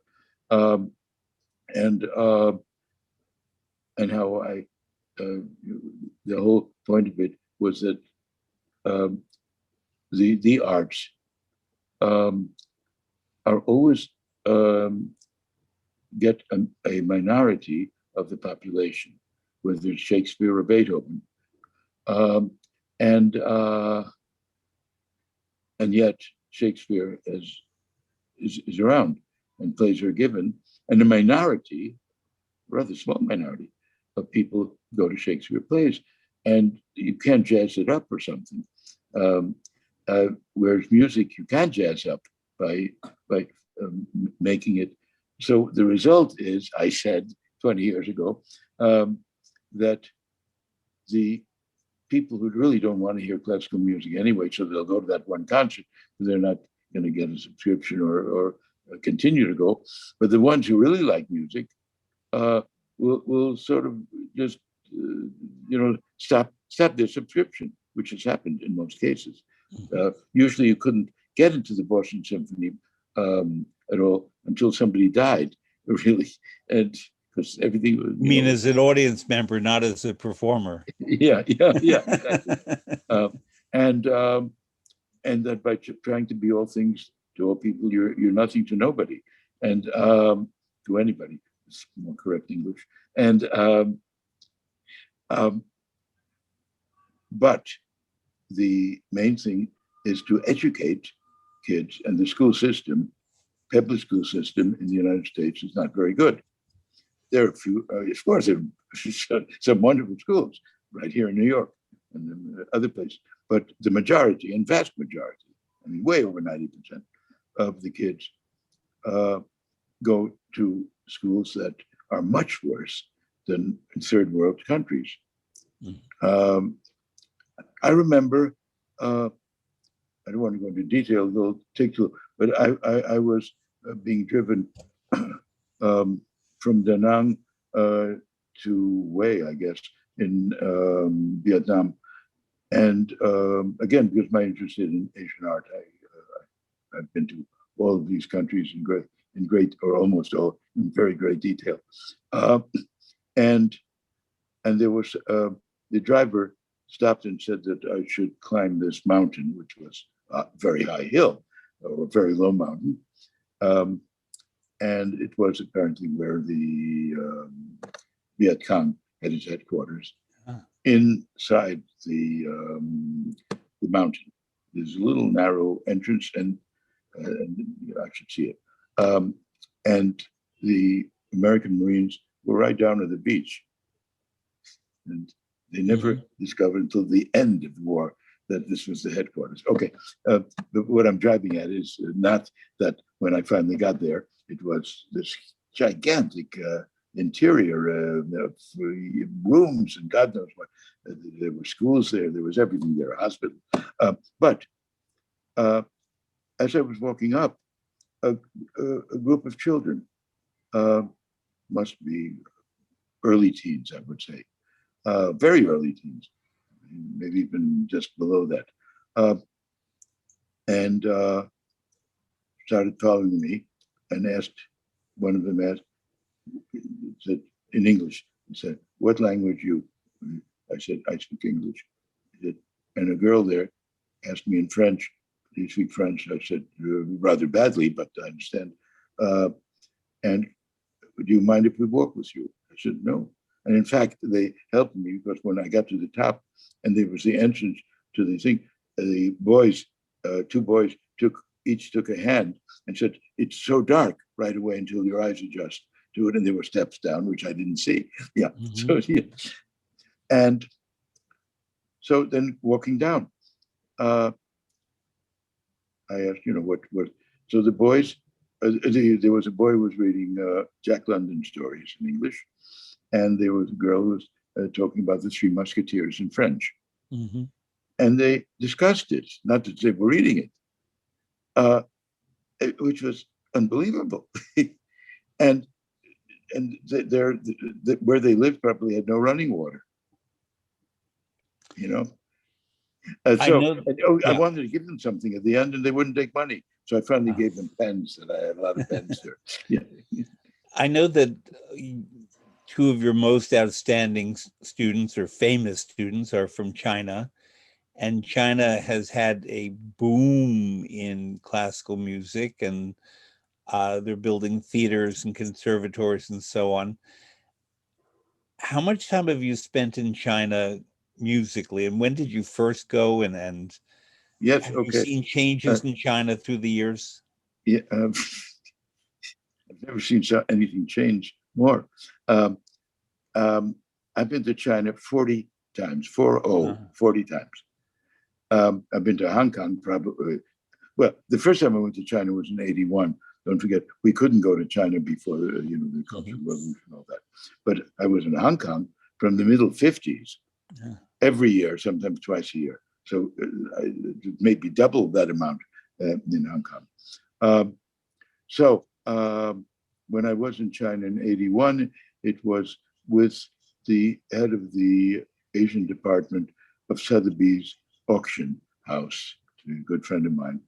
And he allowed my wife and myself to be included if we wished, because everybody else were famous curators of museums all over. I mean, in China, what was it? No, actually not.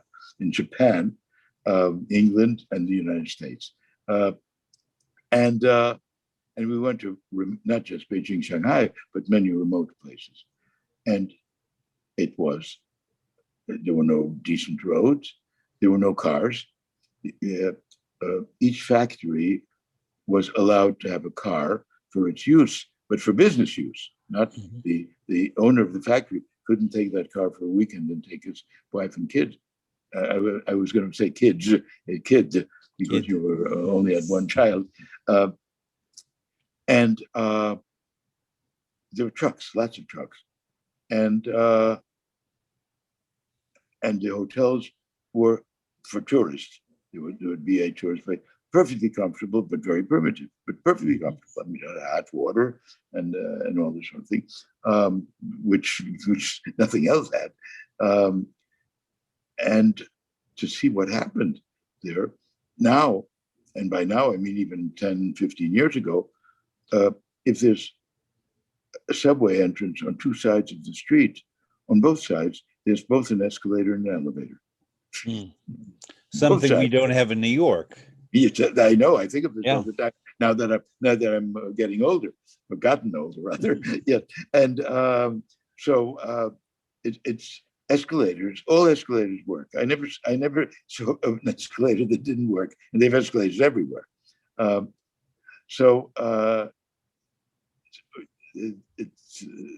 It's unbelievable what they did, and of course, most people. I mean, now it's beginning, problems, great problems.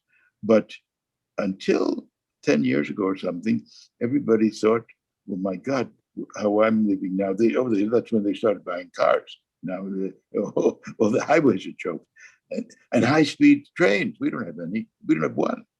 So it's not only Europe. They have high-speed trains everywhere.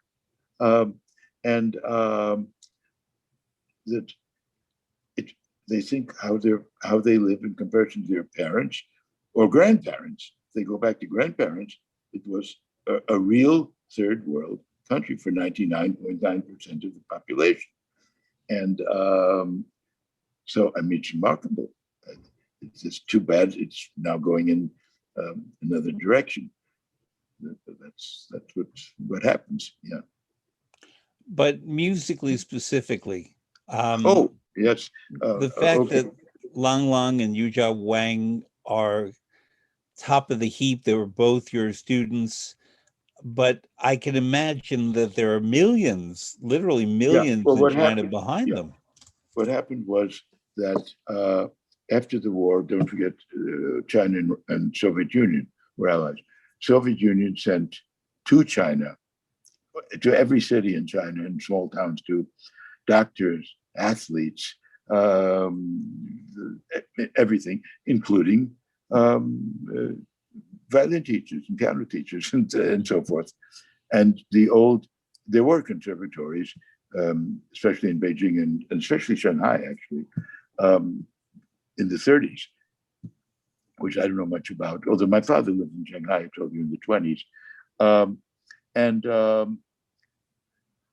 So that got beefed up, and Russian was the language in most of these conservatories, and including in Vietnam. I remember at the Hanoi Conservatory, everybody spoke Russian.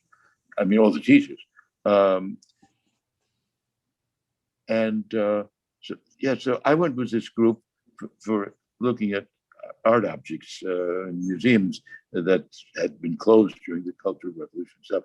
But the day after we arrived in Beijing, I got a note from the conservatory in Beijing, which had just reopened, really, maybe 2 years before, and said that they heard I was going to be there, that I was there, and would I want to visit conservatory? I said, well, I'd love to visit conservatory. So the next day, the conservatory car arrived with the head of the conservatory, and we get in the car, and his English was about like my Chinese, which, very elementary, and that was he was older than I, and he was a musician. So I asked him in Chinese, where do you study? And he said, oh, Moscow, and he mentioned another place in Russia. So I said, you speak Russian? Said, yes. So from then on, everything was wonderful. And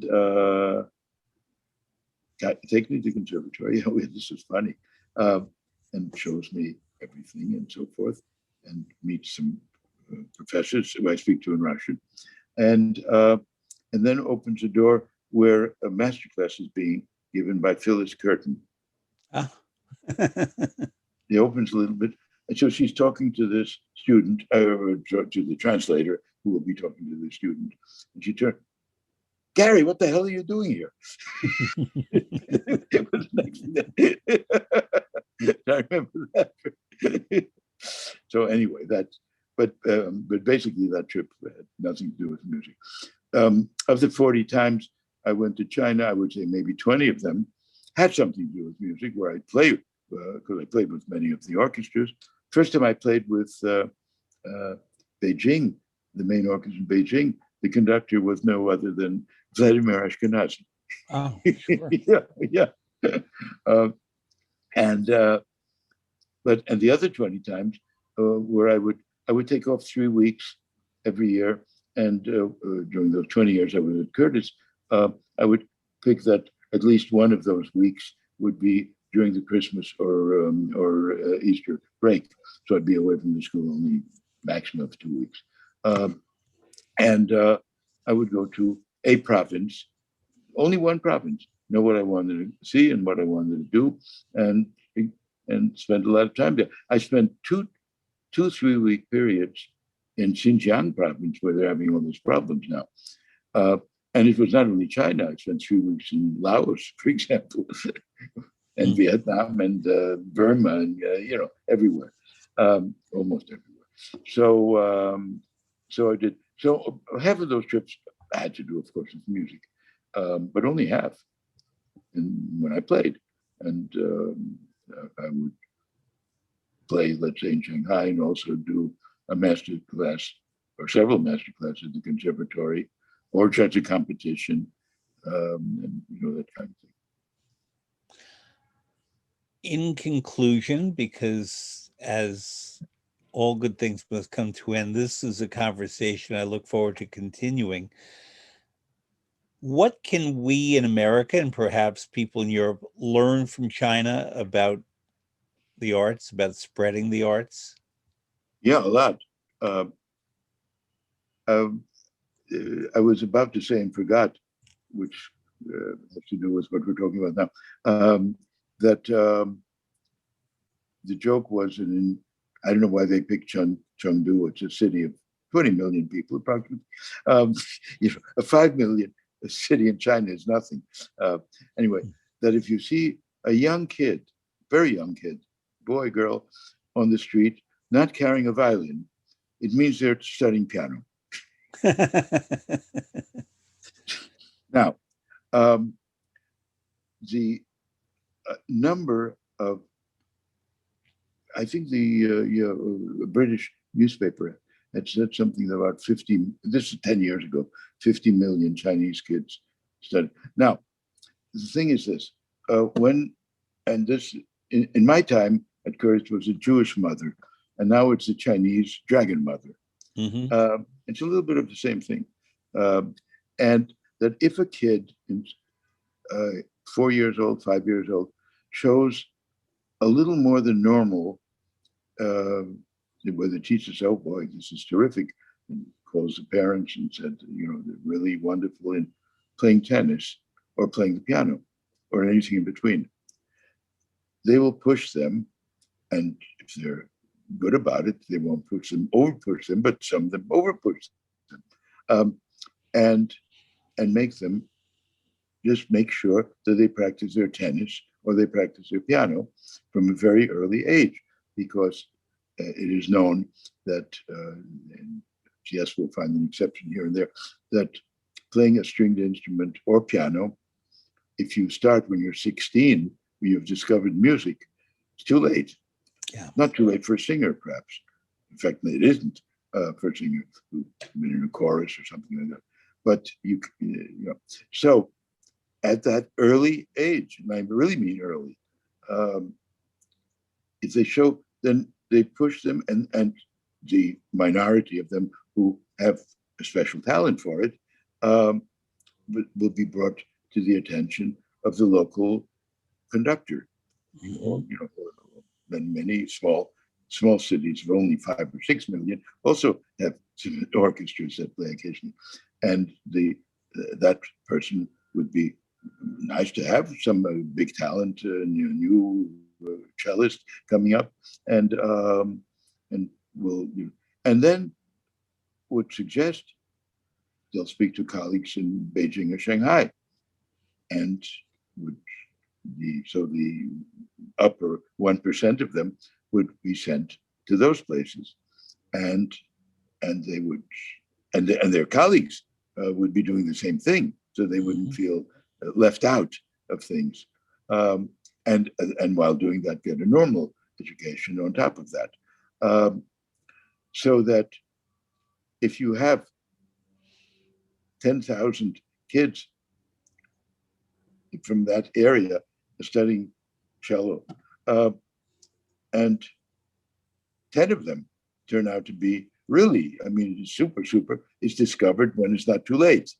And the other ones who eventually will do other things in their lives will have a knowledge of music and make for an audience. That's the whole point. So you have both. And yes, Lang, well, I'll tell you Lang and Yuj if you have time. And Hao Chen, who I spoke to earlier about, who gave me a lecture on the difference between translating Proust and Shakespeare. He's almost as well known in China, by the way. And he played last season with the Philadelphia Orchestra, and lots of concerts here. That, well, okay, Lang came first. He was still 13, yeah. He sent me what did he send me? Yes, Chopin F minor concerto. He had won the Tchaikovsky Junior competition in that part of the world, and he was playing it in Japan, actually, because that's where it took place. And I was quite impressed with the fact that obviously he must have been playing for the first time in his life, that he was unlike me when Zell told me I didn't play. He was listening to what the orchestra was doing, because in Chopin you take more liberties and so forth, and you could see he was so I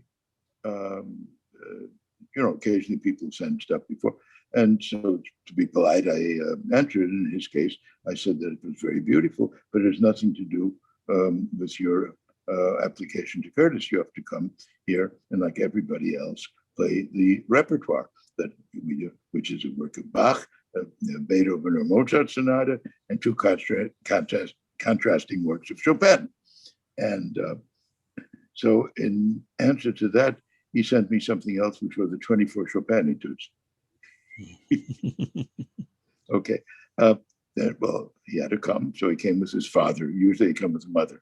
He came with the father and a big suitcase, as if he assumed he's going to stay, and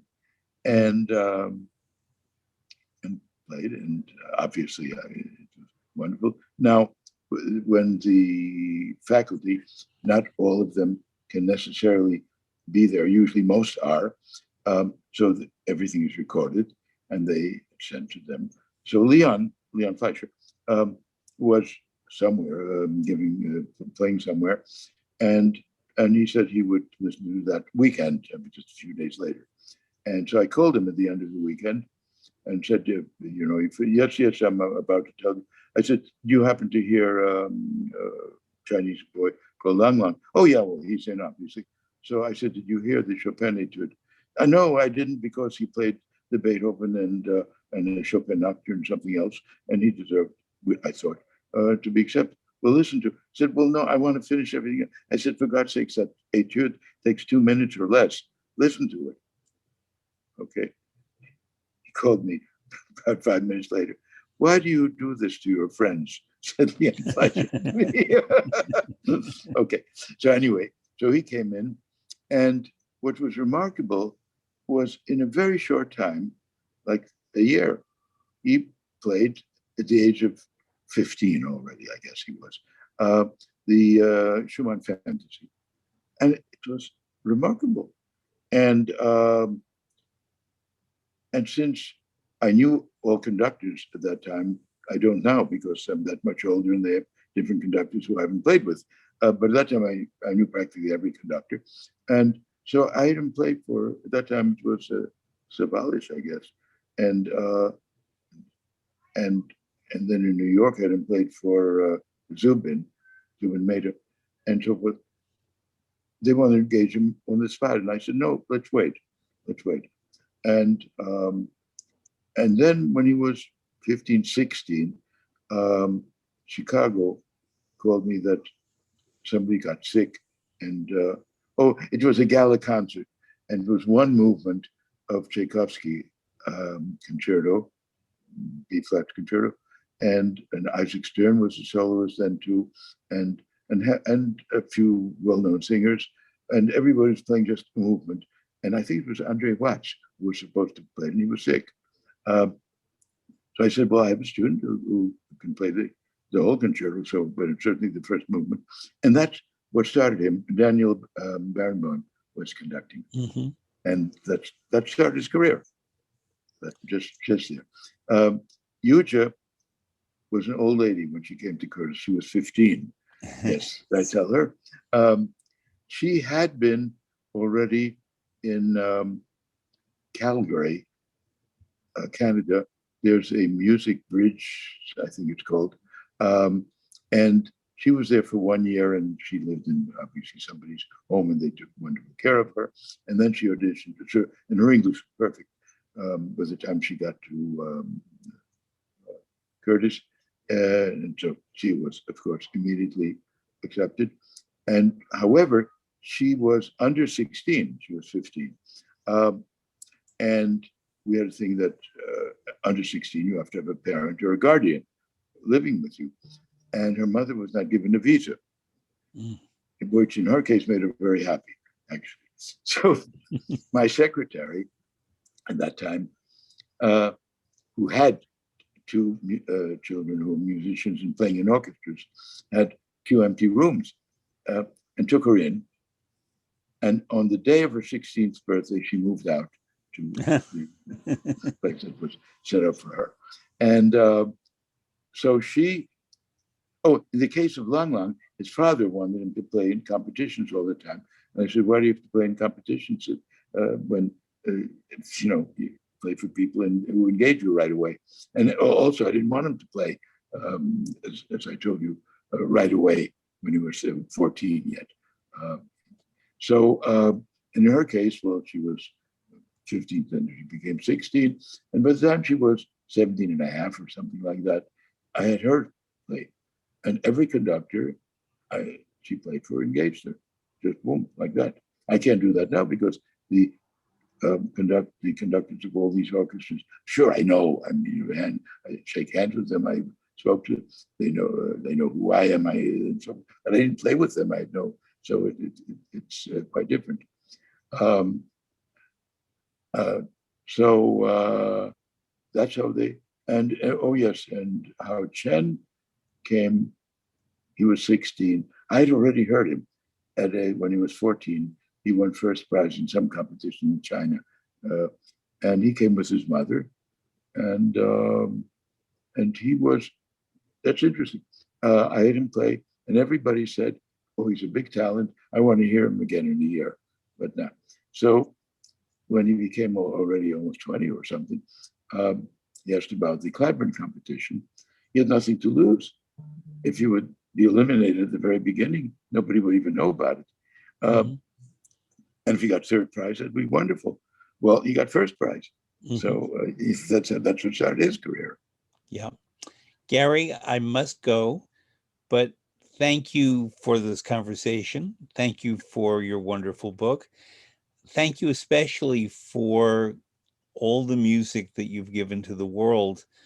First, everything you absorbed from your history, from your parents, from the people before you, from your contemporaries, from the great figures in front of you, but then that you've passed it, so much of it on to so many other people means that you have served music, you've served your muse, and you've done it with a good sense of humor and a lot of heart. And I'm very grateful to you for everything that I've learned. And I know that millions of other people are besides. So thank you, be well, and I'll see you on the other side of the pandemic once we all have our injections. Absolutely, yes. Okay. Thank you, I Gary. had mine. I had mine already. So I did too, but we're not going out just yet. yes. But thank you so much, Gary Graffman. I'll see you soon. Yes, and it was Okay, a pleasure take care. talking to you. Thank